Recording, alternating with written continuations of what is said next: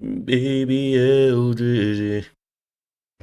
Baby Eldridge. Hey man, forget all that. Listen, I found a video and this guy says he's upscaling his first open world game. This is a dev vlog. Hold on, yeah. Shout out to Scared for us, right? And we're gonna check out his video.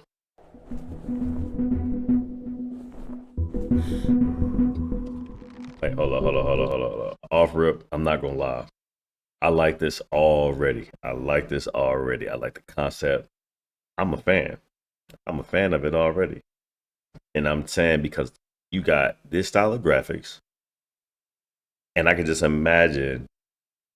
I can just imagine how far that he could take it. Like he. These past few weeks, I've been working on scaling up the world in my new project, Sacred Forest, which is an open-world action-adventure game where you play as a pixel art bow-wielding. Did I call that man Scared for us? Sacred, bro. My bad, bro.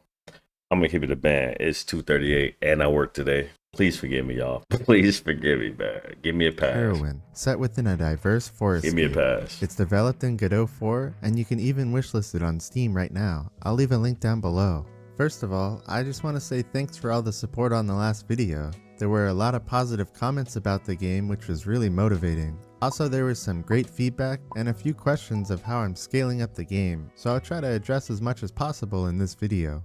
Let's start out with the main character and the visual style of the game. I will say that I definitely will be keeping the pixel art characters and NPCs in the world, which seem to be a situation where you either really like it or absolutely hate it. But I personally like it, so that's the way it's gonna be. Having said that, I know there are a lot of improvements that can be made. For the movement looks design crazy. Of the character, a lot of people didn't really like the face, so I went back and redesigned the head of the character, and I'm pretty happy with the changes. But let me know what you guys think down below. There's still a lot of animation work that needs to be done for the main character, but some of you pointed out that it would look much better with 8 directional movement. Previously, I had 4 directions, forward, backward, left, and right, and then rotated the character a bit for diagonal movement.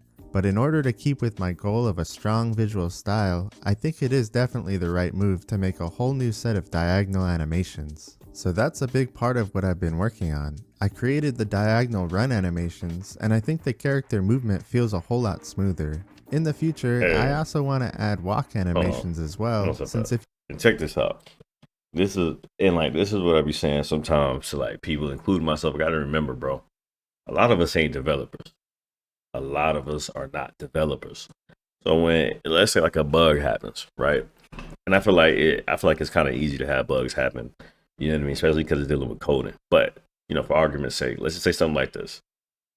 Like, bro, you really don't know how long this shit take to really, you feel what I'm saying, do all this. So, I mean, for the most part, we got to be patient.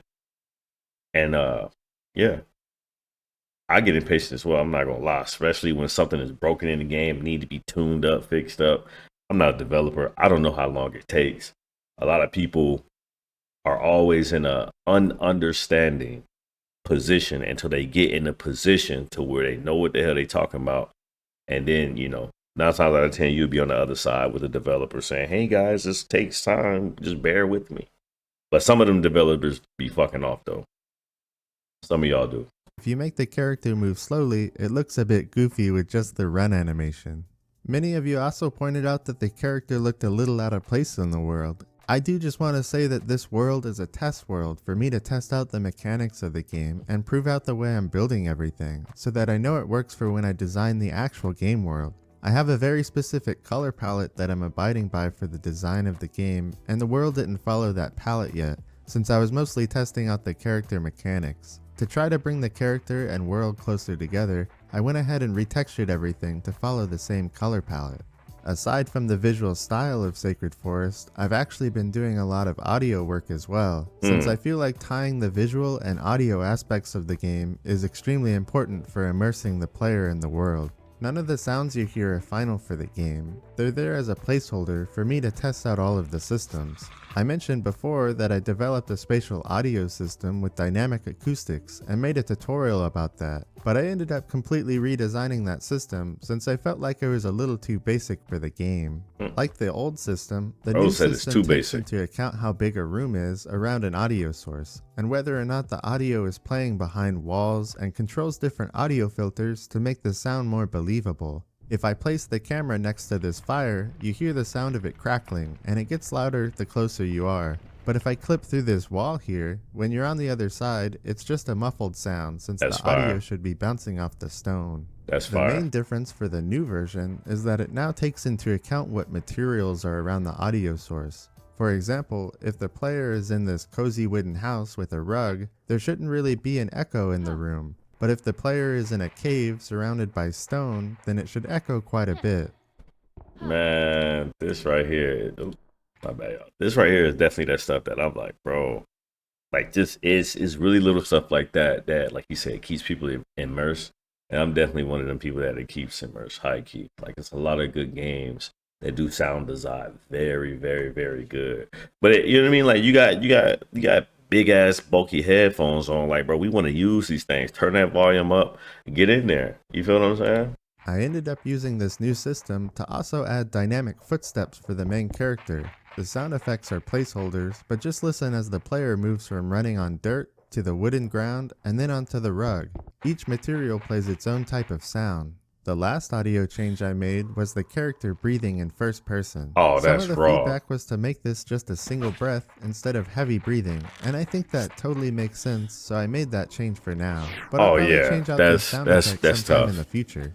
Now onto That's the tough. major updates I've been working on, which all has to do with scaling up my world. Godot is the game engine I'm using to build Sacred Forest, and it's not really made to build out large open world games, but it is open source and there's a large community, so there are some pretty good plugins for the engine that can help with scaling up a world and everything in it. A huge challenge when building an open world game is making a detailed world that feels immersive to the player while keeping the game's performance high enough so players can actually enjoy the world you built. It's also extremely important as a developer to be able to develop the game without it being extremely slow as you scale up the world, since if you can't develop the game, it'll never be finished. Developing the game so that it stays optimized even as the world scales up is key to making an open world game. So what does this actually mean? Well, I'm gonna get a little technical, but I promise I'll bring it back in just a bit. A computer generally has a GPU, a CPU, memory, storage, and networking. The combination of how all of these are used together determines how a game performs. Right. Sacred Forest is single player, so we won't worry about networking. Right now, I just want to focus on the GPU and CPU since it's important to understand how I'm scaling up Sacred Forest. The CPU is responsible for running all of the game's logic, things like NPC AI and pathfinding and listening to inputs from controllers or keyboards to perform different actions. It's a jack of all trades and can do a ton of different things. It can even do multiple things at the same time if it has multiple cores, which can run multiple threads. You probably have a CPU that has at least 4 cores and maybe could run 8 threads at the same time. So let's just say your CPU has 8 workers that can basically do anything you want. We can do anything you want. While the GPU is hyper specialized to only really do a few things but do them extremely well. While your CPU might have only 4 cores, your GPU has hundreds or thousands of these hyper-specialized cores that can all work at the same time, but they only know how to do a few things, and for 3D games, generally those few things work together to display all of your 3D visuals. Even though there are thousands of Bro these taking me to GPU school. workers, they don't know how to do anything unless the CPU tells them what to do. In Right. simple terms, your CPU runs all your game logic and tells your GPU to work on displaying everything in your game. The way your CPU does this is with a draw call, which means the CPU is asking the GPU to render a list of things in the form of triangles.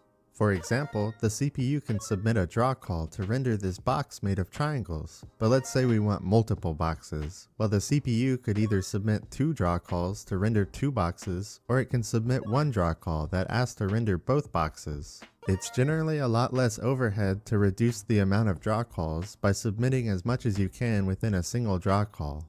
The main goal for GPU optimizations for I'm gonna give it a games ban. is to Oh, that reduce shit the just number went of draw all the calls way and over to my reduce head. the amount of geometry you're trying to display at any given time. And the main goal for CPU optimizations for games is to reduce the amount of work each of your CPU workers have to do at any given time, usually by reducing the amount of work per frame or spreading your work across multiple threads. Alright, I know that was probably too much information to take Bro in knows at me once, already. but I feel like it's really important Bro to knows me understand already. why I'm using certain plugins, as well as custom systems, and how they're I helping the I game get the basic scale up. concept, but I'm he just gonna broke it break down too Sacred much for me. Forest into 3 categories: terrain, I gotta watch it foliage when and I'm not sleepy. decorations, and everything else. For terrain, I'm using the Terrain 3D plugin, which allows for designing quite a large terrain with the Ooh. built-in tools, as well as texture painting and navigation support. It scales quite well with its clip map system in combination with multiple level of details for the terrain mesh.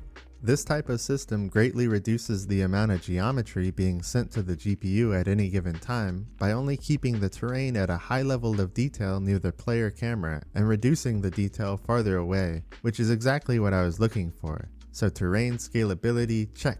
For foliage and Okay. decorations, I'm using the Spatial Gardener plugin by Dreadpon. This system allows me to paint things like grass and trees onto my terrain to build out my forest and decorations. I really wanted a system that allows foliage to be painted on instead of just generated, and it was really important to me that it uses multiple multi-mesh objects to reduce the amount of draw calls being sent to the GPU.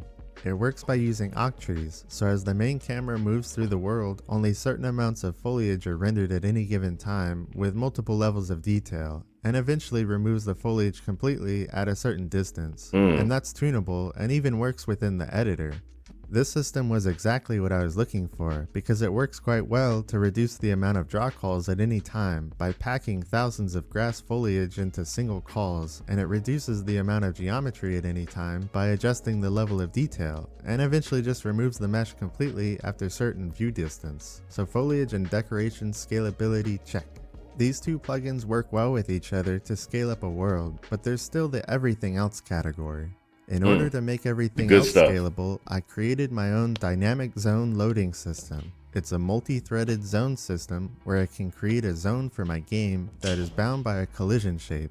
Then I can add anything to be part of that zone, even subzones. Then the zone is baked into multiple files, and as a player leaves the zone, all of its contents are removed from the game, which is different than just making it invisible. And when the player enters the zone, all of the zone contents are loaded from all the files in a multi-threaded way, and then Yeah, added that's back pretty into dope. the game. Yeah, it's This pretty even dope. works inside the editor, so that while I'm working on something far away from a zone, it's not taking up any of my resources. Overall, this reduces the load on the CPU, because gonna lie, any hold on. NPCs far away I'm not gonna lie. It's a theory out there, right?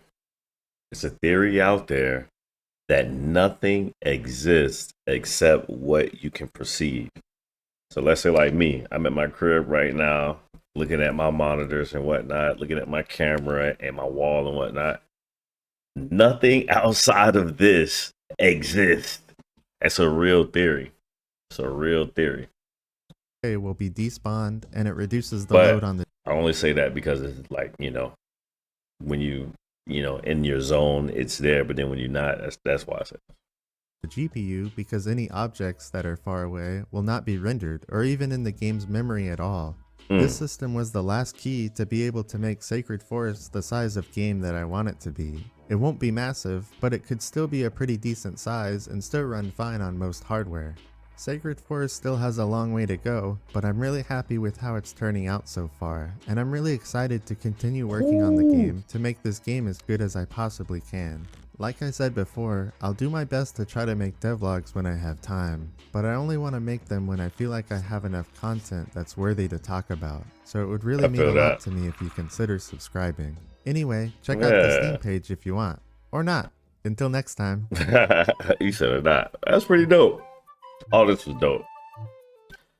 I definitely will be looking into this game and I guess tuning in for its development. Yeah. I guess I don't know if it's his first vlog. It says dad vlog #1. So yeah, I don't know. It's popped up and I thought, hey, why not do a reaction video to it? But yeah, all in all, it looks like a fun game. For it to be single player, you already know it should definitely have a bomb story, like a bomb story. And yeah, I mean, I hope Buddy delivers. You know what I mean? Like I said, I'll definitely stay tuned for the development. But Shit. As far as that, I'm out. GG's.